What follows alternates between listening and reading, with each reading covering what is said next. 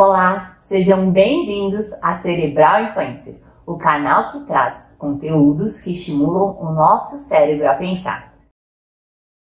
O termo grafologia nada mais é do que o estudo realizado com base na escrita manual de alguém, sobretudo para identificar padrões de sua personalidade.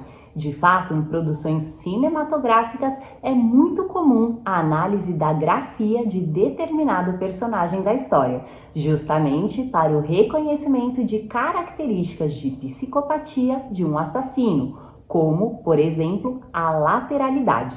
A nossa maneira de escrever é única, exatamente como ocorre em nossas digitais. Assim sendo, torna-se praticamente inconcebível que dois indivíduos possuam a mesma caligrafia. Dentre outras coisas, o formato das letras podem manifestar pistas importantes sobre a nossa personalidade, uma vez que cada um de nós, ao escrever, possui um traço muito peculiar. Contudo, para um estudo mais minucioso da personalidade através da escrita, muitas variáveis são levadas em consideração, como a pressão, o formato e inclusive a formatação.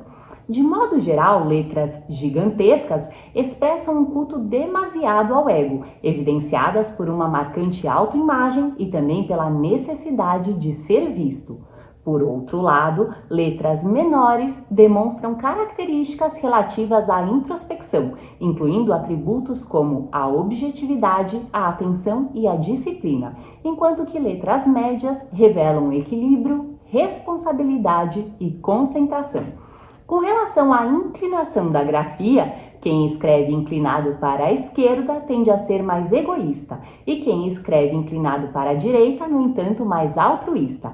A ausência de uma inclinação para um lado ou para o outro, contudo, indica imparcialidade nos processos de tomada de decisão.